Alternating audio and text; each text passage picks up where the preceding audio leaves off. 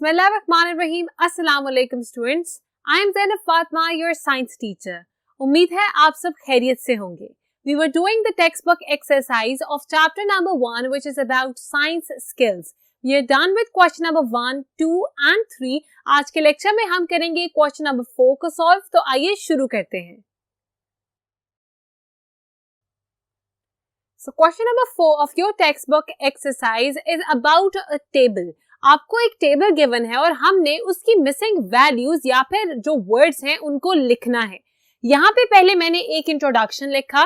The question is complete the table. हम table की तरफ बाद में जाएंगे। पहले मैं आपको बता दूं कि टेबल में मौजूद हैं 4 कॉलम्स। तमाम जो कॉलम्स हैं वो क्या इंडिकेट कर रहे हैं और हमने किस तरह से उसको सॉल्व करना है, पहले हम ये डिसाइड करेंगे। ए इज मेजरमेंट। सबसे पहले कॉलम में हमें कोई मेजरमेंट गिवन होगी। अगर हम बात करें किसी मेजरमेंट की तो it is something that can be measured. ऐसी कोई भी चीज जिसको मेजर किया जा सके उसको हम कहते हैं अ मेजरमेंट ऑफ दैट थिंग।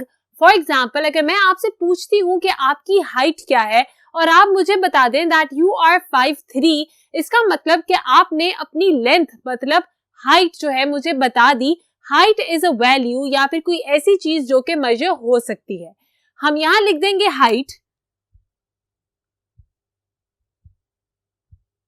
अब अगर मैंने आपसे आपकी हाइट पूछी थी और आपने वो मेजर की तो जरूरी है कि आपने किसी चीज का, किसी डिवाइस या इंस्ट्रूमेंट का इस्तेमाल किया हो।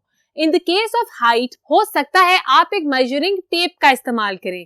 अब मेजरिंग टेप की मदद से आपने मेजर करके मुझे अपनी हाइट बताई तो मेजरिंग टेप होगी द इंस्ट्रूमेंट। यहां मैं साथ साथ लिख रही हूं।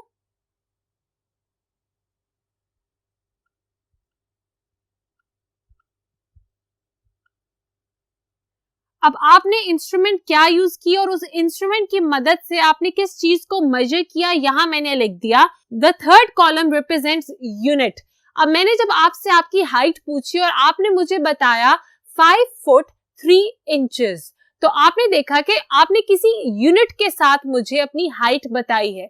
या तो आप फुट में बता रहे हैं या आप इंचेस में बता रहे हैं। आप इस हाइट को सेंटीमीटर या मीटर में भी बता सकते हैं। उसको हम कहते हैं unit. This is the unit for length. Height is a type of length. आपने height measure की, this is the length in a vertical way. तो इसका यूनिट हम लिखेंगे feet या फिर inches, जो कि हम normally यूज करते हैं। The last is symbol. अब feet और inches जब आप अपनी height लिखते हैं और आपने लिखना हो 5 फुट 3 इंचेस, तो आप पूरा वर्ड नहीं लिखते। You write 5 that means 5 foot. इसका मतलब that this FT will be the symbol of feet.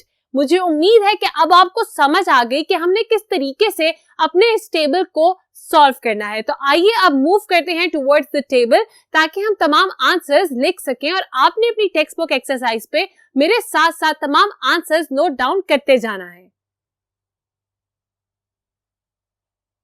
So students, आपके सामने अब यहाँ मौजूद है टेबल और हमने यहाँ जो मिसिंग वैल्यूज हैं या फिर वर्ड्स हैं उनको लिखना है। अब जैसा कि मैंने आपको बताया था कि column 1 represents the measurement, column 2 represents the instrument, column 3 represents the unit and column 4 represents the symbol of that unit. हम एक एक करके सॉल्व करना शुरू करते हैं। Number 1 we have length. Length को किस इंस्ट्रूमेंट के साथ मेजर किया जाता है?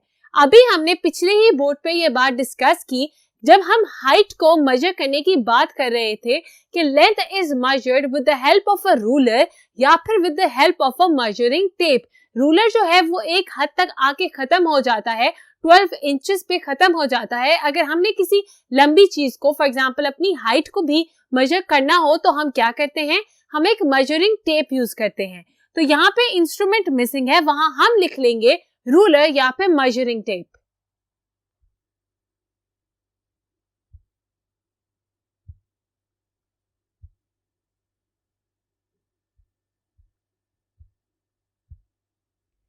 अब कॉलम 1 और कॉलम 2 जो है वो सॉल्व हो गया। कॉलम 3 में लिखा हुआ है that the unit of length is metre. जब भी हम लेंथ को मेजर करते हैं तो उसका सबसे कॉमन यूनिट है मीटर। वैसे तो हम फीट में, इंचेस में, सेंटीमीटर्स में, किलोमीटर्स में मेजर कर सकते हैं लेंथ को, मगर आप देख रहे होंगे that metre is always there. अगर हम बात करें किलोमीटर की तो मीटर के साथ वी ऐड किलो, अगर हम सेंटीमीटर की बात करें या मिलीमीटर की बात करें तो सिर्फ प्रीफिक्स ऐड होता है विद द वेरी कॉमन या फिर the most common unit metre. तो मीटर का सिंबल क्या था, आपने अपने चैप्टर में भी पढ़ा होगा that metre is represented by small m। तो मेरे साथ लास्ट कॉलम में आप लिखेंगे स्मॉल m। इसके साथ ही हमने पहली मेजरमेंट जो है उसको सॉल्व कर लिया, that was length. Now we are moving towards the next measurement जो कि हमें पता ही नहीं है कि है क्या। ये हम पता लगाएंगे with the help of the rest of the columns जो कि फिल हुए हुए हैं। हम देख रहे हैं कि ये एक ऐसी मेजरमेंट है जिसको हम मेजर कर रहे हैं with the instrument balance. Balance एक वो इंस्ट्रूमेंट है जिसके हम एक साइड पे अपनी चीज को, किसी भी ऑब्जेक्ट को रखते हैं और सेकंड जो उसका ट्रे होता है वहां पे हम रखते हैं कोई वेट। फॉर एग्जाम्पल, अगर आपने कभी वेजिटेबल्स परचेज की हो तो आप देखेंगे कि जो भी आपका वेजिटेबल मैन जो भी उसको बेच रहा है वो बैलेंस की एक साइड पे रखेगा 1 kg का छोटा सा एक ब्लॉक और साथ में आपकी वेजिटेबल ऐड करेगा। जब 1 kg इसके इक्वल हो जाएगा तब वो आपको दे देगा और आपसे पैसे ले लेगा।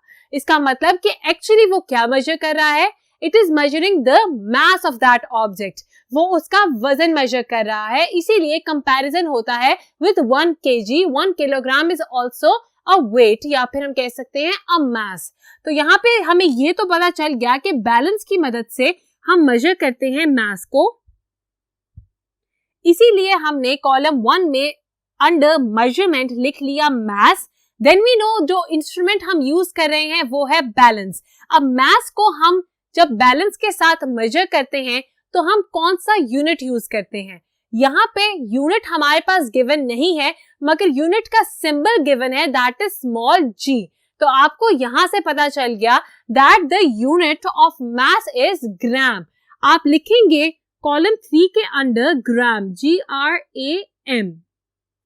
अब अभी जो मैंने आपको एग्जांपल दी थी वेजिटेबल की, उसमें मैंने आपको बताया that we measure it in kilogram. Vegetable वाले ने मतलब सब्जी वाले ने 1 किलोग्राम का मास रखा था दूसरी जगह, मगर यहाँ पे भी वही बात है जो मीटर की थी।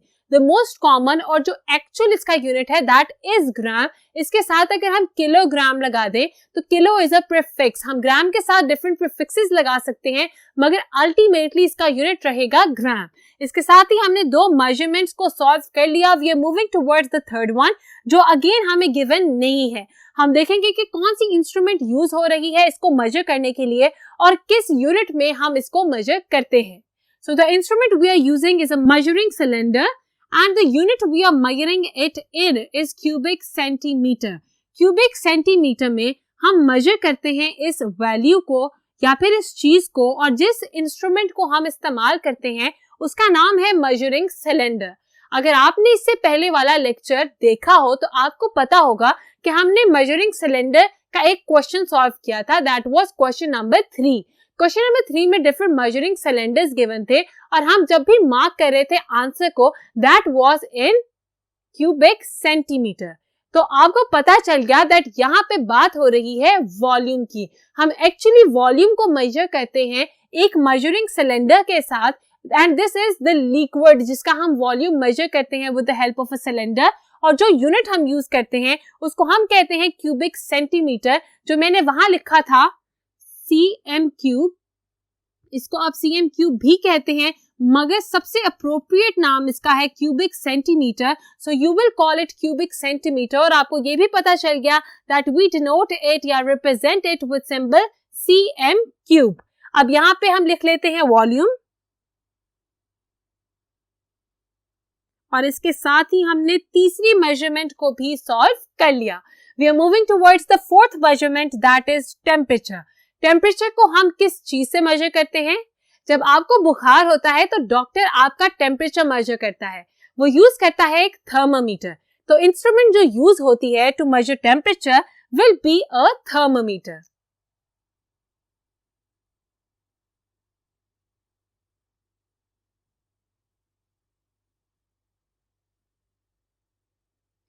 और जब आप अपना टेम्परेचर बताते हैं या किसी भी चीज का टेम्परेचर बताते हैं तो you tell it in what unit?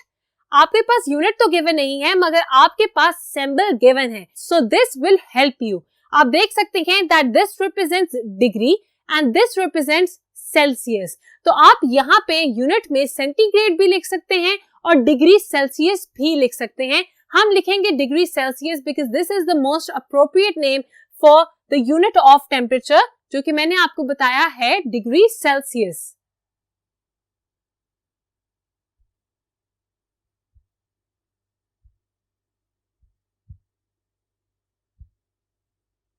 और आपको ये भी पता चल गया that we represent it with symbol degree C. अब हमारे पास एक ही मेजरमेंट रह गई है दैट इज टाइम। अब जब भी आपसे कोई टाइम पूछता है that how much time will you take to complete your homework, तो आप कहते हैं 5 मिनट्स, 2 मिनट्स या फिर 1 आवर। इसका मतलब कि जो आवर, मिनट या सेकंड है, these are the units of time. तो टाइम आपके पास मेजरमेंट में गिवन है, ये भी उन्होंने बता दिया कि इसकी मेजरिंग इंस्ट्रूमेंट है स्टॉप वॉच। हमारे पास यूनिट गिवन नहीं है और यूनिट का सिंबल गिवन है। हमारे पास यूनिट गिवन नहीं है मगर यूनिट का सिंबल गिवन है व्हिच इज स्मॉल s। तो आपको यहां पता चल जाना चाहिए that small s is representing second. हम यहां लिखेंगे सेकंड।